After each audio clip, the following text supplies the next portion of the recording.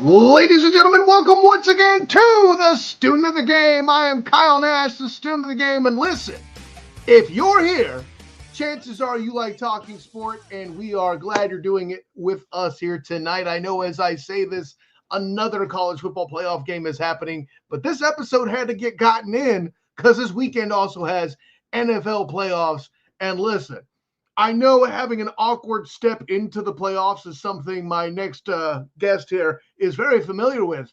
And I have to take those shots because as a 49er fan, it took the 49ers falling apart for his team to actually make it to the playoffs. But I'm glad to give him the chance to talk some playoff football for the first time, I think, on the history of this show. Give it up for my friend, LegacyMaker's own Bowie TV's man as well, Darrel Owens. What's going on, my man? I took my shots. And look, man, look, I appreciate it. It's all good. But you got bragging rights until Green Bay finds a way to beat the 49 in the playoffs. I got to make sure that it's yeah. This regular season trash don't matter. Listen, you're a decent man to acknowledge all of the above, which actually is what makes the bragging rights so much sweeter. Is I know they're real. So no, but listen, joking aside, as an observer of football and things sports, I have always this season I felt good about the Packers. Listen, who here had 14 wins out of the Vikings this season? Put your hand down. You were lying. And yet the Packers still find a way to make it into the playoffs in what might be the most competitive division in the NFC. I don't think there's much argument there at all. And surely maybe your kneecaps were bitten throughout the season if you were a Packers fan, but nonetheless, you limp into the playoffs with a very let's say, I know people weren't happy with the Bears at the end in that week 18 situation, but you know what? Okay, sure. You can watch the next game from home, Bears. There you go. With that all being said, and I know I usually like to get multiple points of view, but listen, I talk to so many Eagles fans on the Huddle Up podcast, and, I wanted to get a little bit of Packers perspective. And I want to lead with this. If I said to you, Darrel Owens, Malik Willis is going to be a key reason you make the playoffs, you would have had me drug tested, I'm pretty sure. Potentially, yes.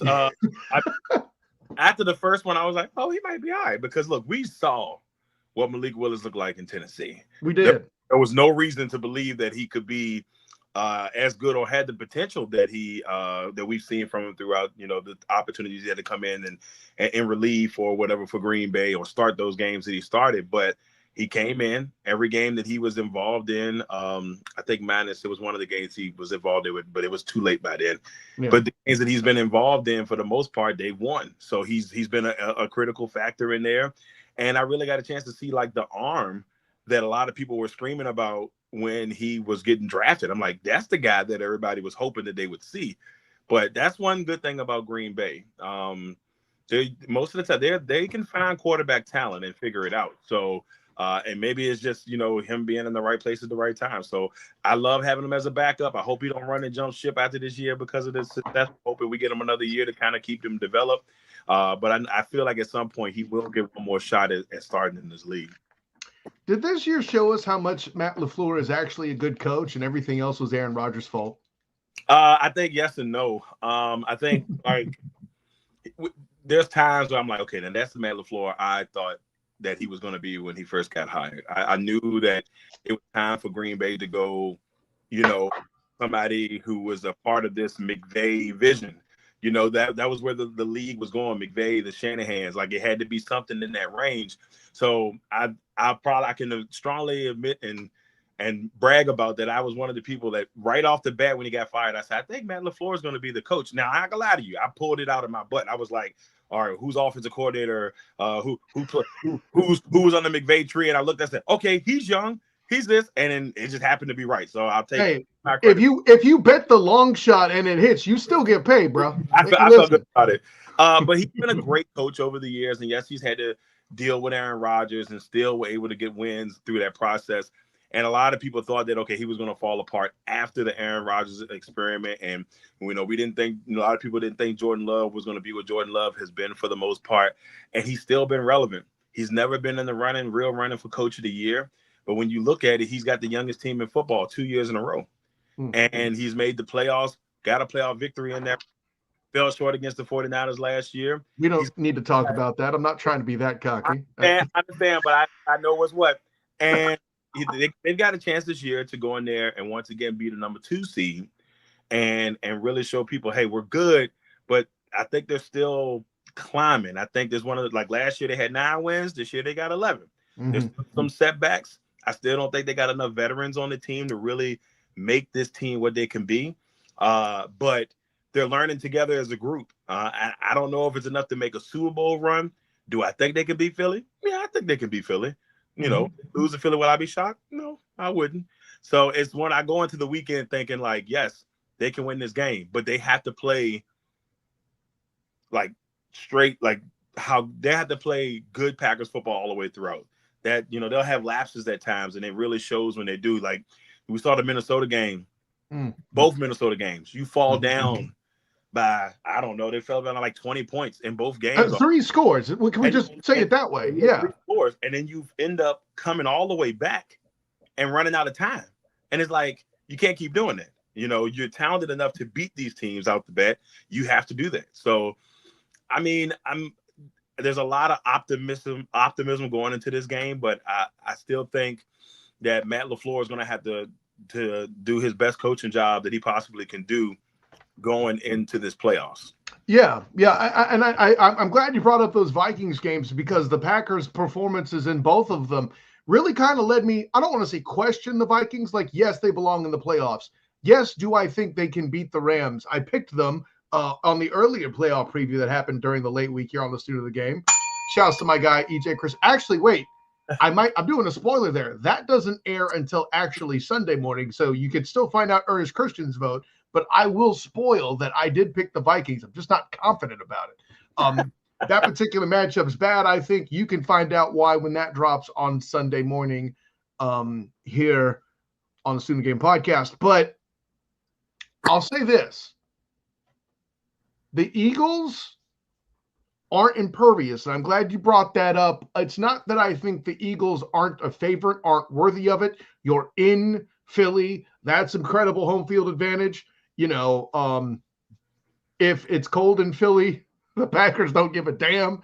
Yeah, but yeah, exactly. And I think that could take quarterback play kind of out of it to an extent because, and listen, I'm a guy who watched Jalen. You are too, frankly. I watched Jalen Hurts throw for 300 yards in a Super Bowl. It's not like he's a bad quarterback. Right. You know, that's when I first gave you a big bear hug, was at the Super Bowl. Yeah, man. Big old bear. Man. Listen, you may not be a Bears fan, but we bear hug. That's all I'm saying. But we can't call it a Packer hug. That just sounds awkward. That's just a really cheesy joke. But I got him all night. Don't tempt me, Dio. But I'm gonna do my best. You know, every time we get on, I'm happy. But you know, in mentioning this, if it does get snowy, if it does get cold, the running game is even more accented. The line, the offensive line has a harder job. Saquon, listen, I know y'all doing things in the run game. That's gone very well this year after you made the what I'm going to call acquired the petty from the Vikings. I know how that worked, and I know you're not mad at it, but that isn't Saquon who be doing backward Mario jumps over cats and gaining yards. So, I mean, but if it gets cold, can the Packers defense kind of concentrate on Saquon? I feel like that's still dangerous because the Eagles receivers are still good enough to stretch the field if Jalen can deliver. Yeah, I think that's going to be probably the most difficult job. The biggest thing the Packers problems with since I was a kid is stopping the run. Facts. I can't remember a year where stopping the run was probably, oh man, the Packers are killing and stopping the run. I mean, they were running the 3-4 for the longest time, and they've gotten better at it this year, but they're still where they need to be. I mean, and Saquon Barkley is going to be a tough challenge. No matter what, you don't run for 2,000 yards in a season. Should have been the record holder, but we won't talk about that. But when you run for 2,000 yards in a season, that's not an easy feat. Only 8 men have done it. And, you know, with running game being the kryptonite of the Packers, if I'm Philly, that's what I'm doing. I'm running. You sat Saquon Barkley in week 18 for a reason. You're ramming that football and you're running Saquon Barkley all through Green Bay as much as possible in that game. He scored 2 touchdowns in the first matchup at the beginning of the season. And so that's what I'm doing if I'm Philly. But that also brings me back to my point with the Packers. Like, if you look at the games that they lost minus Chicago, because they needed to win at that point. God bless them. I mean, hey, listen, the Bills lost to the damn Patriots. Who cares? Yeah, right. They lost 10 straight. Just let them get a dub. Okay. They hadn't beat Green Bay since 2018. Okay. Fine. There you go, little bro. Merry Christmas on us. But the biggest thing was, you look at every game except for one of the big games. All of their losses, two Lions, 2 Vikings, and then, of course, the loss they had to Philly. All close games, all tight games, except for that first Lions game. Game. Yeah, by the way, how very Packers to make the playoffs with 1 division win. The hell is that, Dio? What are we doing? Crazy work. I still can't believe it. But they went 11. I think they defeated the NFC West. They got the clean sweep there. I think they clean sweep the AFC South. Sweep that. Which, so I mean, how big of an accomplishment is that, really? So and let's be honest, you did your best to shank that Jags game. They did. They almost gave it up. They was like, look, y'all can have this if you want it, but we don't want to give it to you. We're gonna see how it goes. And then the Jags said, "How about no? Listen, I had the conversation about the late breakdowns on defense on the Duval dive. Instant reaction after that game." There you go. Me and Travis D. Mahomes both had things to say about that, Dio. I like the bell. I like the upgrade of the bell there. I got to give credit to Huddle Up's Big Jim Niece. Like, before, you've been around, you OG enough to know that I would voice act it. I go bing, and I still do that when I'm not home. But Big Jim from Huddle Up, the CEO, got it, dug into his couch cushions and found the budget to properly bell me. There you go. I love it.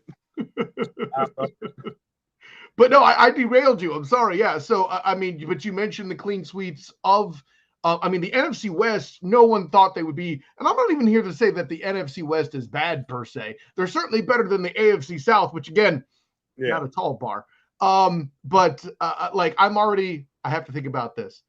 No, yes, I am already on record saying that the Chargers will beat the Texans in the playoffs. So I'm actually there with you. I actually picked the Chargers as well. So that quest and that trip to take care of the games you're supposed to, but losing to the major ones. Hey, but enough talk about the Big Ten teams that made it to the playoff this year. Oh, no! That's a good one. Anyways, that's a good one. I added that. But listen, but let's get back to it. I think, well, and I'll ask it this way. What do you see about this Packer team that makes them different from that week 1 Brazil game where you got the initial L with Jordan Love getting hurt too? I think the biggest difference is just getting comfortable overall. I think, in that game, I think there was some bright spots where they should have probably had like a 2-touchdown lead early in that one day, and then on the first drive, the first 2 drives where they got the overs, but they couldn't capitalize with touchdowns, and they kept it close with those field goals. It's just like, I feel like throughout the season they've gotten better of taking care of the football. I think that's been the biggest thing that they've been able to do. They've had some moments here and there, but if you go back and watch how it started off, and especially Jordan Love, I mean, he was out here just giving the ball away. Like, you want a Christmas present, this is yours. You got a birthday coming up, you might as well take it. That's where get one and you get one. He was Oprah. Right. And I think if you go back and watch, like, that latter half of the season, he took better care of the football. Yeah. I felt like the defense started to get a lot better. And I think they just started coming, like, they were a little bit more consistent. And I think that's the biggest thing that I've seen throughout. Like I said, they still got to find a way to get over the hump of the 2 division opponents. So if they end up winning this game, they're still going to have to face one of them. They will see one of them for the 3rd time, and they can beat both teams. That I do know. I think we saw that with the Vikings at the very least, right? Yeah, there. And then that second game with the Lions in Detroit, because Detroit is a dangerous place to be at nowadays. Whoever would thought we could say that out loud, but that's a good point. They like the energy level. From what I've heard from a couple of colleagues of mine who've been to playoff games there last season, and that 2 different people, and they said Darrel, it was the loudest place I've ever been in. I can imagine. And they had been to, been in the plenty places in the sports realm, and then they said never anything. They'll never forget how loud and energetic. So it's going to be a problem for whoever does have to come in there next week, which could be the Commanders. Depending on Shouts to your coverage of the Red Tails with Bowie TV they're and our good friend C Wall. I already talked. I don't know if you saw. I already talked to her about that game. So shouts to Bowie TV. Shout out to my homie. So yeah, I mean, that's going to be the biggest thing I think for them. They have to get over that mental hump of being young. I think there's a lot of it where they're just like, oh, we're everybody knows they're the youngest team in football, but you can't play like that now. You have to play like the Grizzly veterans, even though you may not be Grizzly veterans, and you need to be able to push through. And Matt LaFleur's just got to make smart decisions. Like, sometimes he'll call a game and you're like, why are you calling the game this way? Like, I felt like his best, it's funny, the best 2 games that he called this year were the games that he had Malik Willis as starting quarterback. Because that's interesting. Because he didn't try to get as fancy. Because you got to back up. That's interesting. So really, what LaFleur has to do as a coach is make sure that he concentrates on getting a mental hump and less trying to create a mind F. See what I did there? I had to make the joke with the mental hump and the mind F. You set me up too nice. But I'm here for you for that. That's what but you're 100% correct. And I think that's the biggest thing is they gotta be able, they're talented enough to win the NFC. They are talented enough to win the NFC. But can they put it together? That's the problem. That you see, and you'll be like, you'll see this team at times, you'll be like, wow, they're good. Then you'll see this team at times like, what you doing, man? Like, what you doing? That's the vibe that I get from week to week with this team. Well, and that's what we get from, as you said, young teams. Because listen, my guy EJ Christian, we made fun of him throughout the year on the Huddle Up podcast. He said he was 10 green toes down early on in the season. I think we got him down to 6 by the end. There you go. Again, your Packers, making the playoffs, I don't think is shocking, especially when the actual league MVP that nobody will acknowledge, Trent Williams, was hurt throughout the year this year. Which, of course, when Trent Williams is hurt, the Niners are useless. You know that personally, Packer fan. Yeah, so I'm glad to see the Packers. Like, I've joked about, well, hey, when the Niners miss the playoffs, you have a shot. And it happened. Hey, listen. Hey, look. I'm not gonna sit here and act like I'm not happy y'all are not in. I'm showing so much respect for the Packers. Even my beer bottle's green. Okay. Look, I'm not gonna sit there and act like I'm not gonna say ecstatic, because you still got to go in there and do the work.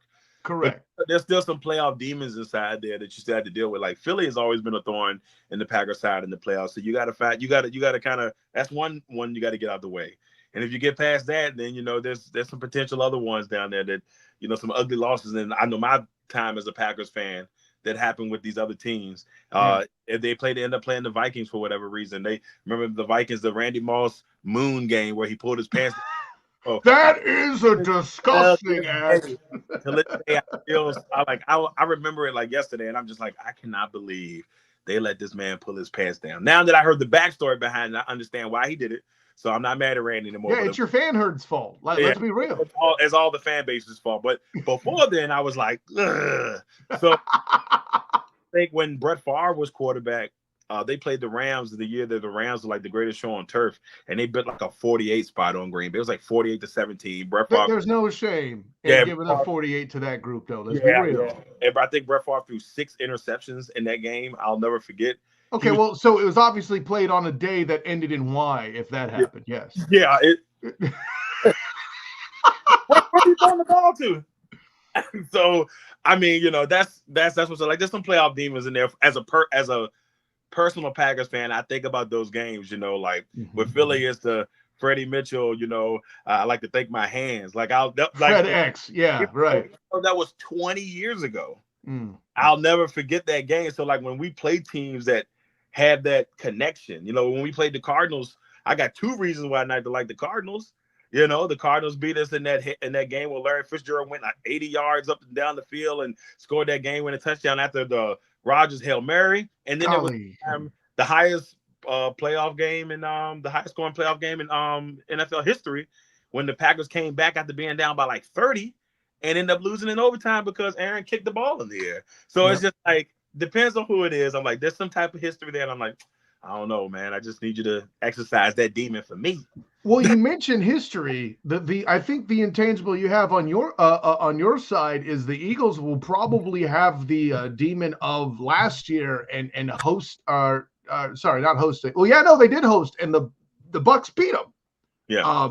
So I think they have their own demons to exercise, and we'd be remiss if we don't mention the Eagles' defense being a factor there too. So I feel like what it's going to come down to is, both it's which offense is more balanced wins this game. Do you agree? I would agree. I think you have to be able to do both in this game. It's going to be cold up there. We already know. I know, like here, it's like 20. It was like 22 degrees outside earlier. Like, so, bro, it's in the 40s in Florida. What the hell are we doing? I don't know. I mean, I'm heading to Tampa. I'm heading to Tampa for this playoff game. With Bowie TV, right? Yeah. Ding ding, and so it's gonna be 56 in Tampa, and I'm like, I still feel like that's gonna be cold because I feel like it's gonna near the water. So I got all my. It might get windy. That's a good point. Yeah, I got all my bundle up stuff. I'm ready for Magic in there, but yeah, I mean it's gonna be cold, and and I agree with you. They both have to. Whoever wins has to keep it balanced. But I think this game could come over to who makes that crucial turnover. Like it has that type of game vibe. I think it's gonna be a close game. I don't think it's gonna be a blowout. I think somebody's gonna make a mistake. I don't know. I just vibe that somebody's gonna make a mistake that your surprise makes the mistake, and that situation is gonna cause somebody to win. So what you're saying is Saquon Barkley's going to fumble the game away. No, I'm joking. I'm joking. You said it, not me. I mean, I'm cool. I'm cool with that. Like, I mean, the Eagles fans, settle down. My beer bottles are green. Leave me alone, okay? There's no bias here. Like, he's rocking the green beer bottle, so that's love for both sides. There you go. You almost got banned from playing in Brazil because you both wore green. It's all good. Yeah. that wasn't a good idea. Let's wear green in the place where they said, hey, we're going to pick the 2 green teams to come down here and play in a spot where you shouldn't wear green. Great job, NFL. Great. Hey, you know what I'm thinking of doing? I'm thinking of going to Compton and wearing red. That's what I'm going to. Hey, that's like a bad strategy to me. Well, they're not going to do anything to you, man. You're going to be fine. You're going to be fine. Anyways, no, man, listen. So we're at that point, man. I already kept you a little bit longer than I meant to already, but give me your prediction, my man. What do you think is going to happen in this football game? I know this is a tougher one. I hate to be that person, that's a fan of a team that picks the other team just because you want to be wrong. But I am. Hey, that's all right. Seawall already did it earlier this week. But I am going to do that. I think Philly does win this one, and I think it'll be close. I think that it'll be, like I said, I still think it'll be a mistake from somebody you're surprised it is a mistake from.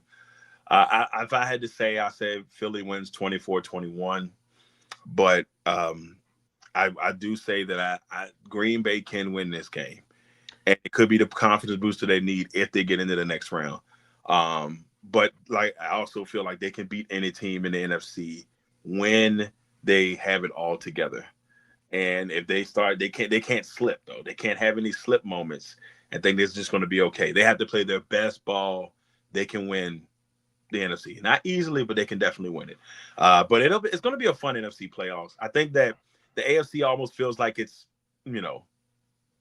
almost given. It's like it almost feels that way. Like no one, yes, the Ravens and the Bills could possibly win it, but they're going to more likely eliminate themselves, one of the two, and then whoever gets lucky enough to survive and move on to play Kansas City will more likely lose to Kansas City. And it's unfortunate that Kansas City is just going to walk their way back into another Super Bowl. But I think that's you think Patrick Mahomes II is a foregone conclusion. It almost feels that way. Like think about the way their seasons went. Like they just all these close games and they just found ways to win. And I tell people Mahomes has what I call like that superstar GOAT quality. So like when you play somebody, like when people play Brady. It wasn't that Brady's teams were better than you. You just knew what Brady could do. And sometimes that strikes fear in you when you didn't even realize it strikes fear in you. You just, Brady's going to do it anyway because he's Brady. And I think that's what people think. Oh, he's just Mahomes, so he's just gonna find a way. And even the announcers make it sound that way. Like and I'm not trying to bring up a negative for you, but when that Super Bowl happened last year, did you not think, man, we should not have given him the ball? He has the ball, or he has the ball in this situation. We need to score this touchdown. You can't let Patrick Mahomes do this, and that's what happened. So no, I don't think so. I don't think so, because if you hand it to Patrick Mahomes II first, he's going to get a touchdown on you. That's true. That's true. So at least be in a position where you have to force the touchdown the way that they did. And let's be honest, like so many things that were outside of the control of the 49ers theoretically. Like, well, okay, everybody keeps forgetting Christian McCaffrey fumbling in the first quarter. Like, that does not happen. It doesn't. Literally anywhere else, right? The freak bounce off the special teams thing, and like I can't get mad at that returner. That ball took one of the weirder bounces I've seen. Yeah. So all that had to happen. Greenlaw getting hurt, running onto the field at effing halftime. Darrel Owens. I remember watching that thinking, like, how did that even happen? But still, you're 1 minute away from victory. Yep. Losing to the longest played Super Bowl of all time, losing to Patrick Mahomes II. I'm more angry about the first one, where you let him convert a 3rd and 21 to put the game away with Jimmy Garoppolo at quarterback and that whole situation, okay? Right. This past one, not as bad. Got to tell you, man. By the way, your complete and total blatant disrespect for Chris Jones, the defensive tackle for the Kansas City Chiefs, is also duly noted. He's the actual MVP for the Kansas City Chiefs this year. I understand. And look, Chris a nice guy. I got a chance to speak to Chris last year at the Super Bowl for a quick second. Really nice guy. All I'm saying is some people have superstar quality where they don't even realize they win games sometimes before they even get in there just because of who they are. Not saying the referees do it. It's just some teams see that person and it strikes fear, and they can't look past that. Mahomes has that quality. Like Brady had it before him. Michael Jordan has had it in the past. It's just certain players have that aura that if you're up 3-2 and you think you got the series in hand, no, you don't. Why? Because this person just has that aura and he's going to find a way. So that's why I said, like, the AFC to me is almost a foregone conclusion. But I think the NFC is truly a toss-up. Yes, the Lions are this ahead, but I still think that, like, if anybody else wins it, I would not be shocked. Well, and if they get one injury in this postseason, like, how thin are they spread? And this is not a doubt of Man Campbell or anybody else, even though how often I'm talking about Ben Johnson on the Duval dive nowadays is kind of crazy. But yeah, I hear you. I agree with you on that. I will say this. You make the point you make about MJ and Patrick Mahomes II, and great comparison, incredibly accurate. I'm just here to remind the world they don't do a damn thing without Horace Gray and Chris Jones, okay? By the way, don't come on this show and flex be like, I'll talk to Chris Jones. I'll talk to Chris Jones 2 years ago, okay? I know about that live. So you know that we both know that Chris Jones good people? Like, look, I don't think good Christian man. Listen. I don't have anything against Jones, baby. I mean, we can say the same thing about Leroy Butler. How about that? Hall of Famer Leroy Butler. Thank you again, 3-point conversion, for sending me to that Hall of Fame, by the way, that year, as well as the Super Bowl, the same aforementioned year, man. Word. Yeah. I got you. Shouts to Raphael Haynes.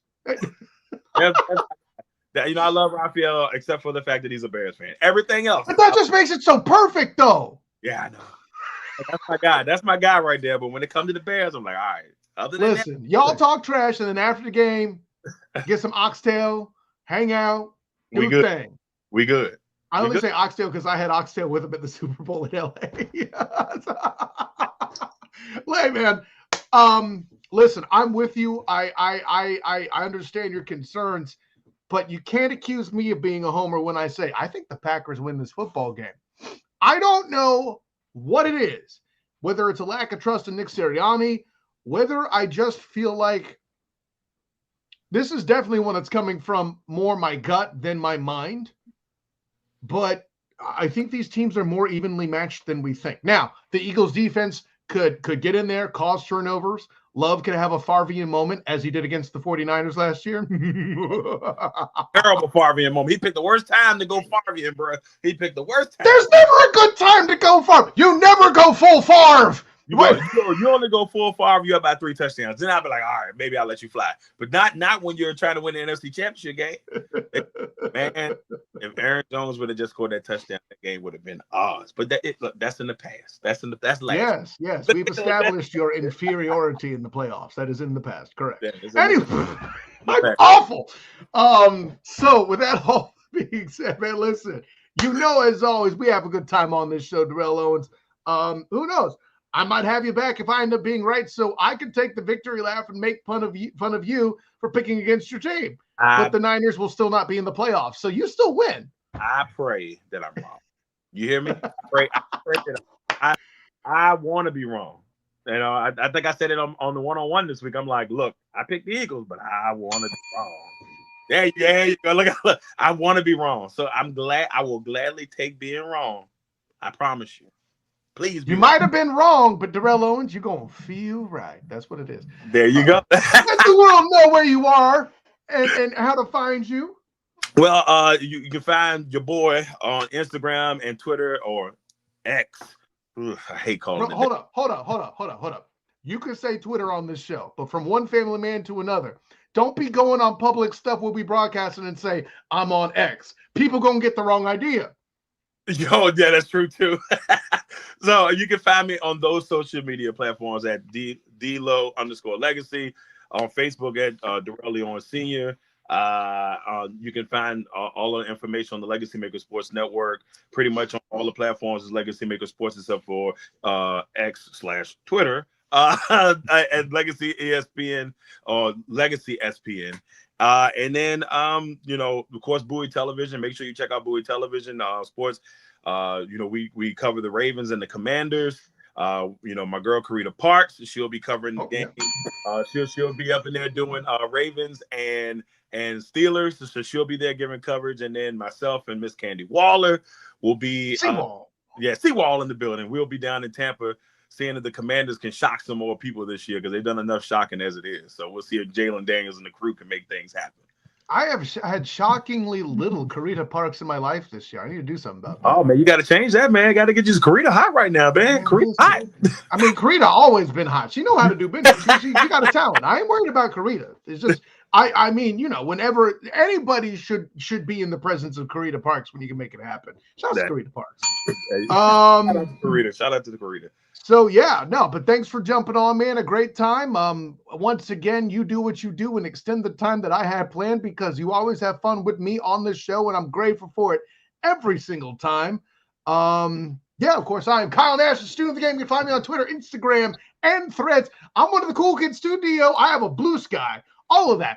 I haven't jumped on Blue Sky yet. I heard about it, but I haven't jumped on it yet. You better get there before somebody else steal that DLO legacy, because then you got to do crazy stuff with your handle. That's the only reason I did it, is because I didn't want to lose the SOTG, right? Somebody want it, man. Somebody gonna want to be DLO_Legacy. They're gonna have to take it. Exactly. Well, you got to get in there and take it before they do. Right. I don't need nobody else taking my stuff.